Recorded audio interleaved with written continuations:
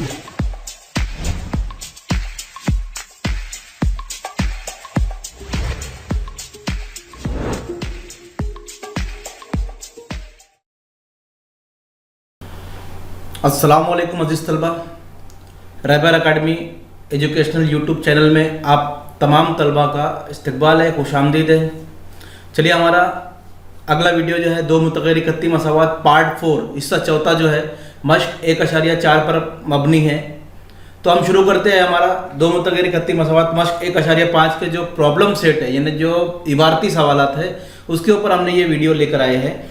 उस इबारती सवालात में जो सवाल नंबर 1, 3 और 4 और सवाल नंबर 6 में पहला वीडियो जो है, इसका पहला जो वीडियो है उसमें आप सवाल नंबर 6 को देख सकते हैं। अगर आपने सवाल नंबर 6 का वीडियो नहीं देखा, जो माजिद ने कुछ हिस्सा बस के ज़रिए और कुछ हवाई जहाज़ के ज़रिए तय किया, वो जो वीडियो अगर आपने नहीं देखा है तो मैंने उसकी लिंक जो है डिस्क्रिप्शन में दे दी है। आप डिस्क्रिप्शन में वो लिंक देखकर वो वीडियो देख सकते हैं। तो यहाँ पर 3 इबारती सवालात में लेकर आया हूँ।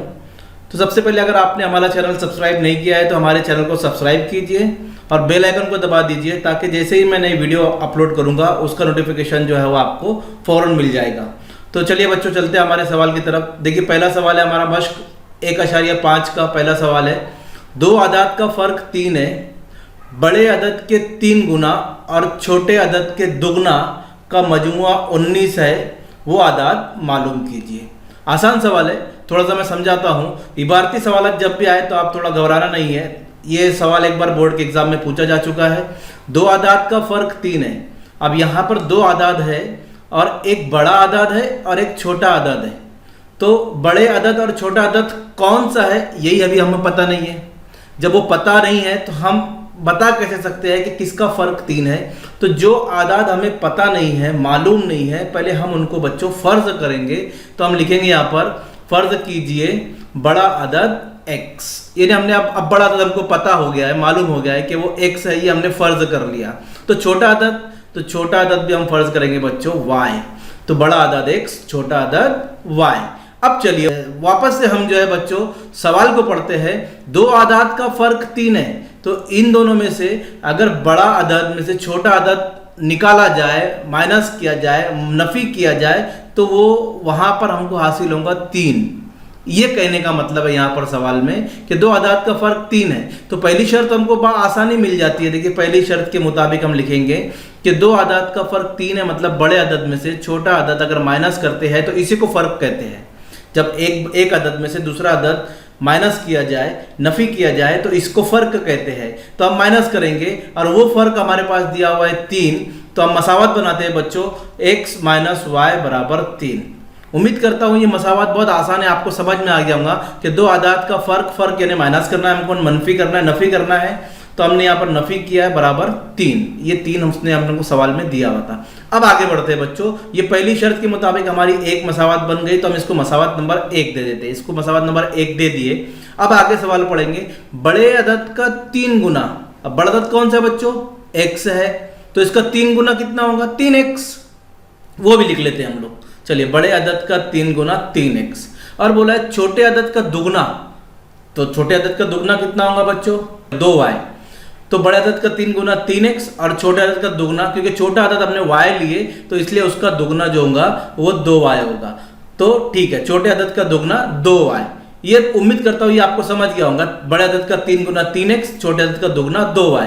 अब वापस से हम सवाल पढ़ेंगे बच्चों। तो चूंकि हमको सवाल पढ़ने के बाद मसावत बनाना है, क्योंकि पहली शर्त की मसावत हमने बना चुके, दूसरी शर्त की मसावत हमको बनाना है, उसके लिए वहां से फिर हम सवाल वापस से पढ़ेंगे। बड़े अदद के 3 गुना, तो दूसरी शर्त लिख लेता हूं मैं। दूसरी शर्त देखिए, बड़े अदद के 3 गुना यानी बड़ा अदद का 3 गुना यानी 3x और छोटे अदद का दुगना यानी 2y, और इन दोनों का मजमुआ जो है 19 है। तो 3 गुना और 2 गुना, इन दोनों का मजमुआ 19 है। ये मसावत नंबर 2 बनी बच्चों। उम्मीद करता हूँ ये मसावत भी आपको समझ में आ गई होंगी। इजी मसावत है, क्योंकि मैंने यहाँ पर लिख लिया था 3 गुना दुगना और इन दोनों का मजमुआ 19 उसने सवाल में कहा है, तो हमने लिख लिया 3x जमा 2y बराबर 19। 3 गुना 2 गुना दोनों का मजमुआ 19। तो ये हमारी दो मसावात बन गई बच्चों। अब दो मसावात, ये जो है दो मुतगैर खत्ती मसावात है, आप इसको हमजाद मसावात भी बोल सकते हो। अब ये जो मसावात को हल करने का तरीका जो मैंने पार्ट 3 में जो बताया था बच्चों, इससे पहले वाले पार्ट में, कि आपको क्या करना है, किसी एक मुतगैर को यहाँ से निकालना है, इखराज करना है। तो आप जिसको निकालेंगे उसकी ज़रीब एक जैसा होना चाहिए। इसको निकालना है y को, तो y का ज़रीब एक जैसा होना चाहिए। x को निकालना है तो x का ज़रीब एक जैसा होना चाहिए। फिर अगर नहीं है तो उसको बनाएंगे, बनाने के बाद फिर उसको वहाँ से एलिमिनेट करेंगे, निकालेंगे, हटाएंगे, और उसके बाद हमको एक मुतगैर की कीमत मिलेगी। ये मैंने पार्ट 3 में बताया था। यहाँ पर मैं थोड़ा सा अलग बता रहा हूँ और आसान कर देता हूँ बच्चों आपके लिए। देखिए, और आसान में क्या कर रहा हूँ कि आपको एक जैसा बनाने की ज़रूरत नहीं है। आप ज़रूरी नहीं कि वही एक तरीका आप इस्तेमाल कीजिए, मैं यहाँ पर आपको एक अलग तरीका भी बता रहा हूँ। देखिए, मैं पहले मसावात नंबर 1 को यहाँ से लिख लेता हूँ। आप अच्छा गौर से देखिए बच्चों, ये मसावात नंबर 1 मैंने ले लिया, x माइनस वाई बराबर 3। अब मैं क्या करूँगा, ये इसमें से जो है एक मुतगैर की कीमत यहीं पर निकालूंगा। तो मैं कैसे करूंगा, मैं फर्ज कीजिए मुझे x की कीमत चाहिए, तो मैं x को इधर ही रख रहा हूँ बच्चों, और y को उठाकर इधर ले आ रहा हूँ। तो y जब नफी में उधर जाएगा तो जमा में हो जाएगा, तो हमारे पास आएगा x बराबर 3 जमा y। मैंने क्या किया, मसावात नंबर 1 लिया, उसमें से मैंने x की कीमत निकाला, तो x की कीमत मुझको मिल चुकी है बच्चों। देखो 3 जमा y, ये x की कीमत है। अब यही कीमत मैं इस मसावत में रखूंगा तो आसानी से मेरा सवाल जो है वो हल हो जाएगा। तो एक तरीका बताया मैंने आपको, आप इस तरीके से भी कर सकते हैं। डरिए मत, आपके मार्क्स बिल्कुल नहीं कटेंगे। जितने नए तरीके भी आप इस्तेमाल करोगे कोई भी सवाल में, तो आपके मार्क्स नहीं कटेंगे, बशर्ते कि वो लॉजिकल और सही और दुरुस्त होना चाहिए। तो ये तरीका तो आपके 9th एग्जाम में था कि इखराज का तरीका इसको कहते हैं, और ये तरीका तो इस्तेमाल होता है, हर जगह इस्तेमाल कर सकते हैं आप ये तरीके को। तो याद रखिए, मैंने y को इधर ले गया और ये जमा में हो गया, और x की कीमत मुझको मिली। अब ये कीमत मैं मसावात नंबर 2 में रखूंगा, तो ये लिखिए कीमत मसावात 2 में रखने पर, तो मसावात 2 लिख लेता हूँ बच्चों। पहले मैं 3x जमा 2y बराबर 19, और x की जो कीमत आई है 3 जमा y, वो यहाँ पर रखूंगा x की जगह पर। तो देखिए 3 और कॉस में 3 जमा y जमा 2y बराबर 19 जैसा था वैसा, यानी 3 जैसा है वैसा। सिर्फ x की कीमत जो हमने रखी 3 जमा y यहाँ से लेकर वो रख दी x की जगह पर, और 2y जैसा था 19 जैसा है वैसा। उम्मीद करता हूँ आपको ये समझ में आ गया, हमने कीमत किस तरह रखी, समझ में आ चुका होगा बच्चों। चलिए आगे बढ़ते हैं। अब ये 3 जो है ना, ये 3 को ज़र्ब करेगा, और ये 3 y को भी ज़र्ब करेगा। तो 3 तिया 9, 3 y, तो लिख लेते हैं 9 जमा y, 9 जमा 3y जमा 2y बराबर 19। देखिए ये 3 जो है 3 को ज़रब किया तो 9 आ गया, ये 3 ने y को ज़रब किया तो 3y आ गया, जमा 2y जैसा था वैसा, 19 जैसा था वैसा। अब देखिए 3y जमा 2y, तो ये 9 ऐसी लिखिए, 3 जमा 2y, 3y जमा 2y 5y हो गया बराबर 19। अब क्या करना है बच्चों, ये 9 को आपको इधर लेकर आना है उठाकर। तो ये जो 9 है अदद है, इस अदद को इधर लाएंगे तो ये नफ़ी में हो जाएगा, क्योंकि इसकी अलामत इधर जमा है। तो 5y बराबर 19 नफ़ी 9। अब 19 में से 9 माइनस करेंगे तो बच्चों एकदम आसान है, आपको अभी समझ में आ जाएगा। 10 और 5 जो ज़रब में है, तो ये 5y को बच्चों हम इधर लेकर आएंगे, तो इधर ज़रब में तो इधर आ जाएगा, तकसीम में आ जाएगा। चलिए इधर लेकर आते हैं हम, तो y बराबर 10/5। अब इसको तकसीम कर दीजिए, तो 5 दूनी 10 आपको आसानी से यहाँ पर समझ में आ जाएगा। तो y बराबर हमारे पास 2 आ गया है। तो चलिए बच्चों आगे बढ़ते हैं। अब हम देखिए, अब ये जो y हमारे पास आया, y बराबर 2, इसको क्या करना है हमको, y की जो कीमत है 2, वो किसी एक मसावत में आप रखिए। तो मसावत आसान देखिए, मसावत नंबर जो 1 जो है सबसे आसान है, तो हम उसमें रखते हैं। तो लिखते हैं, देखिए यहाँ पर कि ये कीमत मसावत 1 में रखने पर, क्योंकि y जो है वो यहाँ पर हमको रखना है तो x मालूम होगा, तो मसावत 1 बहुत आसान मसावत है, इसमें उसको रखेंगे। तो x माइनस वाई बराबर 3, मसावत 1 को लिख लिए, उसमें y की कीमत रखिए y की जगह यहाँ पर। तो x माइनस 2 यहाँ पर y की कीमत आई बराबर 3। अब ये नफ़ी 2 इधर जाएगा तो जमा 2 हो जाएगा, तो इसको ले जाते हैं बच्चों। तो 3 जमा 2 इधर हो चुका है, तो x बराबर 3 जमा 2 यानी x बराबर 5। तो देखिए y बराबर 2 आ गया, x बराबर 5 आ गया। बच्चों आपको आसानी से समझ में आ गया होगा। अब उसने बोला था कि बड़ा अदद और छोटा अदद है, वो अदद मालूम कीजिए। तो बड़ा अदद हमने क्या लिया था, x, और छोटा अदद y।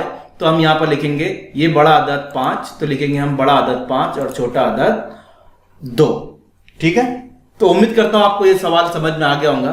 आसान सवाल था। ये 2 मार्क्स या 3 मार्क्स के लिए एग्जाम में आ सकता है और एक बार आया था, तो बच्चों इसको अच्छे से देखिए। अगला क्वेश्चन लेते हैं हम बच्चों। देखिए क्वेश्चन नंबर 3 है, वालिद की उम्र में बेटे की उम्र का दुगना मिलाने पर हासिल जमा 70 होता है। यानी वालिद की उम्र और बेटे की उम्र का दुगना मिलाने पर हासिल जमा 70 होता है, और बेटे की उम्र में वालिद की उम्र का दुगना मिलाने पर हासिल जमा 95 होता है। दोनों की उम्रें मालूम कीजिए। अब किसकी उम्र दोनों की, मतलब बेटे की और बाप की, दोनों की उम्रें हमको बच्चों मालूम करना है। तो कैसे मालूम करेंगे, तो पहले हम उनकी उम्रें जो है वो फर्ज कर लेंगे। तो मैं लिखता हूं, देखो बच्चों, फर्ज कीजिए वालिद की उम्र x साल। अब ये वालिद की उम्र मिल चुकी है हमको, और इसी तरह बेटे की उम्र भी फर्ज करेंगे y साल। तो हमने दोनों की उम्र फर्ज कर लिया बच्चों। फर्ज करने के बाद हमको सवाल वापस से पढ़ना है, और वापस से पढ़ने के बाद यहाँ पर हमको मसावत बनाना है। जो पहली शर्त, 2 मसावतें बनेंगी, क्योंकि हम हमजाद मसावत 2 मुतगय्यर खत्ती मसावत के बारे में पढ़ रहे हैं, तो 2 मसावत हमेशा हमको इसमें हासिल होगी। तो देखिए वालिद की उम्र में, वालिद की उम्र कौन सी है बच्चों, x। बेटे की उम्र कौन सी है, y का दुगना। तो बेटे की उम्र का दुगना मतलब 2y। तो वालिद की उम्र में यानी x में बेटे की उम्र का दुगना यानी 2y मिलाने पर हासिल जमा 70 होता है। मेरे ख्याल से बच्चों आपको समझ में आ गया होगा। देखिए मैं लिखता हूं, पहली शर्त के मुताबिक x में यानी वालिद की उम्र में बेटे की उम्र का दुगना, तो बेटे की उम्र क्या है, अभी y है, तो इसका दुगना जमा करेंगे 2y, तो हासिल जमा 70 होता है, यानी बराबर 70 होता है। उम्मीद करता हूं बच्चों आपको ये मसावत समझ में आ गई होगी। तो इसको मसावत नंबर 1 देंगे। अब देखिए आगे पढ़ते हैं। मसावत दूसरी बनाने के लिए बेटे की उम्र में, अब यानी बेटे की उम्र कौन सी है, y, वालिद की उम्र का, अब वालिद की उम्र कौन सा है, x। तो वालिद की उम्र का दुगना मिलाने पर बेटे की उम्र में यानी y में वालिद की उम्र का दुगना यानी 2x मिलाने पर, इन जमा करने पर हासिल जमा 95 होता है। तो हम यहां पर लिख लेंगे, दूसरी शर्त के मुताबिक y में यानी बेटी की उम्र में वालिद की उम्र का दुगना मिलाने पर 95 हासिल होता है। उम्मीद करता हूं बच्चों ये मसावत नंबर 2 जो है ये भी आपको बआसानी समझ में आ गई होगी। जैसे मैंने पढ़ा वैसे ही यहां पर लिखा। अब देखिए आपको करना क्या है, इसको ऐसे रखिए। अब हमको जैसे मैंने बताया था आपको कि आप मसावत को या तो जो मुतगय्यर को आपको हटाना है उसको यकसा कीजिए, एक जैसा कीजिए, या मैंने जो पिछले सवाल में जो तरीका बताया वो तरीका इस्तेमाल कीजिए, तो वहां पर बहुत आसान आपको सवाल जो है वो हो जाएगा। तो मसावत नंबर 1 लेता हूं बच्चों मैं, और यहां से x की कीमत निकालता हूं, क्योंकि देखिए x अकेला है। अगर x के साथ कोई अदद रहता तो फिर मैं वही तरीका इस्तेमाल करता कि 1 कीजिए और उसको कट कीजिए, वो वाला तरीका। लेकिन यहाँ पर x अकेला है तो मुझको इसकी कीमत बआसानी हासिल हो जाएगी, इसलिए मैं इसको लिख रहा हूं x जमा 2y बराबर 70। अब मैं 2y को जो बच्चों इधर लेके जाऊंगा तो ये नफी में हो जाएगा, जमा में है, इधर बराबर किधर जाएगा, नफी हो जाएगा, तो यहाँ पर x अकेला बचेगा, तो x बराबर 70 नफी 2y। अब मुझको ये जो x की कीमत मिली 70 नफी 2y मैं मसावत नंबर 2 में रखूंगा और अपनी मसावत जो है वो हल करूंगा। तो मसावत 2 लिख लेता हूं बच्चों, पहले लिख रहे ये कीमत मसावत 2 में रखने पर। चलिए मसावत 2 लिखते हैं। y जमा 2x बराबर 95, ये मसावत 2 थी हमारी, देखिए यहाँ पर है। अब यहाँ पर y तो ऐसे ही रहेगा, लेकिन ये जो x है इसकी जगह पर हम 70 नफी 2y लिखेंगे।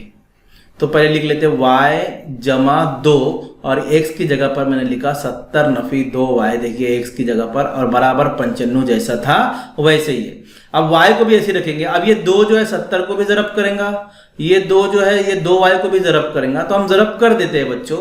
y जमा 70 दूनी 140 यानी 2 साथी 14, 0 लगा देंगे, 2 दूनी 4y और 95 जैसा था वैसा। उम्मीद करता हूं बच्चों किस तरह ज़रब किया ये आपको समझ में आ गया होगा।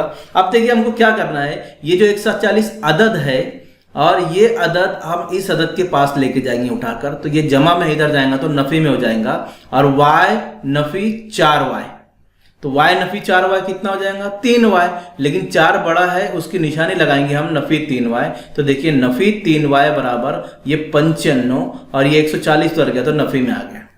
ये 3y कैसे आया आपको पता होगा, y में से 4y माइनस किए तो 4y बड़ा है इसलिए उसकी निशानी, तो 4y में से 1y गया तो 3y यहाँ पर बच गया बच्चों, और ये 95 जैसा था और 140 इधर आया तो नफी में हो गया। चलो ये 95 में से 140 नहीं जाता, लेकिन 140 में से हम 95 माइनस करेंगे तो हमको जो हासिल होगा नफी 3y बराबर नफी 45। अब नफी नफी की अलामतें आप काट दीजिए तो आपको मिलेगा 3y बराबर 45, और y को रहने दीजिए और 3 को इधर लेकर आइए तो आपको तकसीम में आ जाएगा तो 45/3। आप यहां से नफी नफी काट दीजिए और 3 को जो तजरब में ही इधर आइए तकसीम में आ जाएगा। अब 3 से यहाँ तकसीम करेंगे, 3 एका 3 और 1 बचेगा यहाँ हासिल का, तो 3 पंजे 15, यानी 3 एका 3 3 पंजे 15, तो हमारा y बराबर जो जवाब आया वो 15 आया।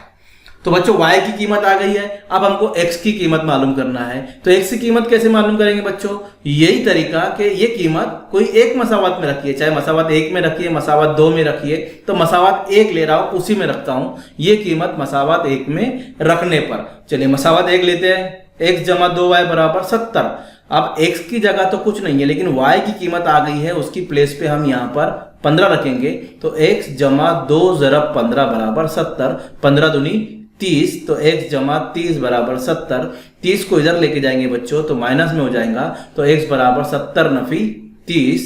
अब 70 में से 30 निकालेंगे तो x बराबर 40। अब देखिए x की भी कीमत आ गई, y की भी कीमत आ गई, और x की कीमत जो है वो वालिद की उम्र थी, और y की जो कीमत 15 है वो बेटे की उम्र थी। तो यहाँ पर हम लिखेंगे वालिद की उम्र 40 साल, यानी x जो हमने फर्ज किया था उसकी आ गई हमारे पास कीमत वैल्यू, और उसके बाद बेटे की उम्र y जो फर्ज किया था वो भी आ गई 15, तो हम लिखेंगे बेटी की उम्र 15 साल। तो उम्मीद करता हूँ बच्चों ये सवाल भी आपको समझ में आ गया होगा। 3 मार्क्स के लिए सवाल है या 2 मार्क्स के लिए आ सकता, 3 मार्क्स के लिए ज्यादातर आ सकता है सवाल, और आसान सवाल है। चलिए आगे बढ़ते हैं, हमारे पास अगला सवाल जो है सवाल नंबर 4। एक कसर का नसब नुमा उसके शुमार गुना के दुगना से 4 बड़ा है। अब कसर यानी किसे कहते हैं आपको पता होगा, आपने छोटी क्लासों में भी पढ़ा होगा। कसर यानी बटे वाले आदाद, ठीक है, यानी बटे में जो आदाद है वो कसर कहलाते हैं। चलिए एक कसर का नसब नुमा उसके शुमार कुनिंदा के से 4 बड़ा है।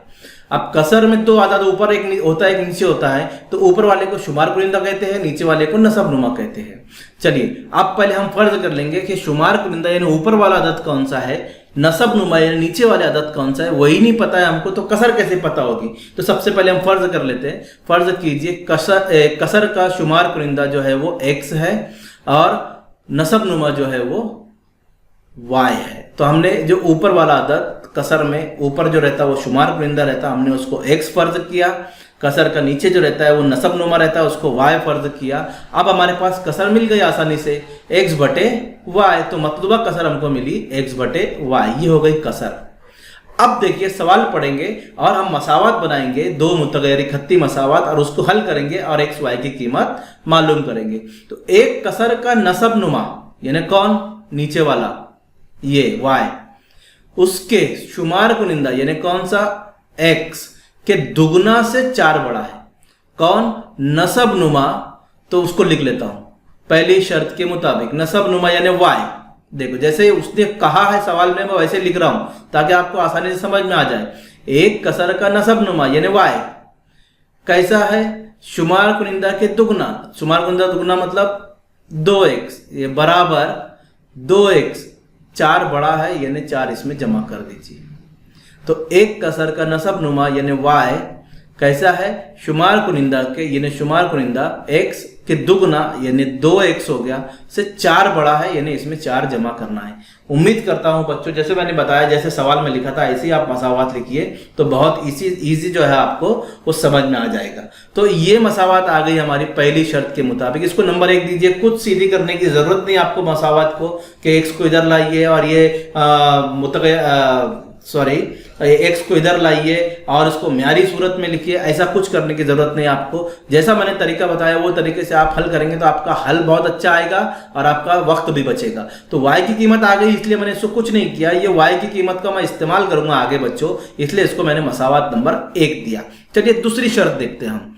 तो अब दूसरी शर्त क्या है, दूसरी शर्त क्या है बच्चों कि अगर शुमार कुनिंदा और नसब नुमा दोनों में से, अगर शुमार कुनिंदा यानी x और नसब नुमा यानी वाई, दोनों से 6 कम करे तो, यानी ऊपर से भी 6 माइनस करना है, नीचे से भी 6 माइनस करना है, तो नसब नुमा जो है वो शुमार कुनिंदा का 12 गुना होता है, वो कसर मालूम कीजिए। चलिए, थोड़ा सा डिफिकल्ट लग रहा होगा आपको, मैं आपको समझाता हूँ, एकदम आसान समझ में आ जाएगा। अगर शुमार कुनिंदा और नसब नुमा दोनों से 6 कम करें तो पहले हम यहाँ से और यहाँ से 6 कम कर लेते हैं। चलो लिखता हूँ मैं, x नफी 6 y नफी 6। ये समझ में आ गया आपको बच्चों?